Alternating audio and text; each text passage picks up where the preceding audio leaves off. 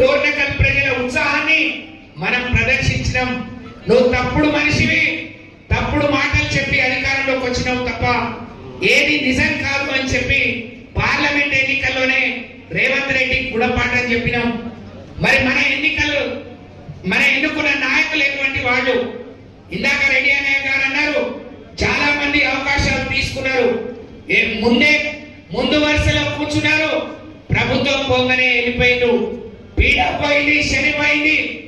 ఉన్న నికాసైన TRS party నాయకులు రాకేష్ రెడ్డి గారి గెలుపు కోసం పనిచేయాలి. ప్రజలు ఇప్పటికే రెడ్డి అన్నయ్య గారిని ఓడించి తప్పు చేసినామని అనుకుంటున్నారు. ఈ నాయకులు ఎంత పెద్దవాళ్ళంటే, ఎంత చాతగాని వాళ్ళంటే, ముఖ్యమంత్రిని మానకోట మొదటిసారి తీసుకొస్తే మానకోట జిల్లా ప్రజలు, డోర్నకల్ నియోజకవర్గ ప్రజలు ఆశగా ఎదురు చూసిరు. ఏమైనా చెప్తాడా? కేసీఆర్ వస్తే ఇదే పరిపెడకు 25 కోట్లు ఇచ్చిండు, హరీష్ అన్న 100 పడకల హాస్పిటల్ ఇచ్చిండు, కేసీఆర్ వస్తే కాలేజీలు ఇచ్చిండు, మానకోట అభివృద్ధికి 50 కోట్లు ఇచ్చిండు, ప్రతి తండాకు ప్రతి ఊరికి 10 లక్షలు ఇచ్చిండు. రేవంత్ రెడ్డి మొదటిసారి వస్తాను ఏం చెప్తాను అంటే, నేను డిసెంబర్ 9 అన్న మాట తప్పిన, 100 రోజులు అన్న మాట తప్పిన, ఇప్పుడు చెప్తున్న ఆగస్టు 15కు వరకు ఆగండి, చెప్పిన ఇస్తా, రాముడి మీద ప్రమాణం అని చెప్పి చేసిపోయాడు తప్ప మనకిచ్చింది పెద్ద గుండు సున్నా తప్ప మానకొండ డోర్నకల్కి ఇచ్చింది శూన్యం అనే విషయాన్ని మీరందరూ కూడా గమనించారు.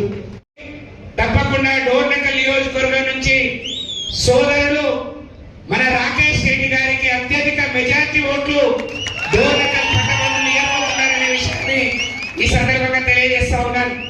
నేను వారి పేరు చెప్పడం మర్చిపోయాను. సోదరుడు విద్యావంతుడు, అనేక విషయాలు మన ముందుంచిన, మన అందరి ఆశీర్వాదం కోరిన రాకేష్ రెడ్డి గారిని ఈ ఎన్నికల్లో గెలిపించుకోవాలి.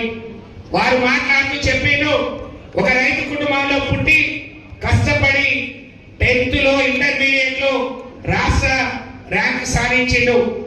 బిట్స్ పిలానీలో సీట్ వస్తే మరి గోల్డ్ మెడల్ సాధించి కోట్ల రూపాయలు సంపాదించుకునే అవకాశం ఉన్న, అమెరికా పోయి ఉద్యోగం చేసిన, రాజకీయాల్లో మార్పు తీసుకురావాలి, పుట్టిన గడ్డకు మేలు చేయాలనే ఆలోచనతోని రాజకీయాల్లోకి వచ్చాడు.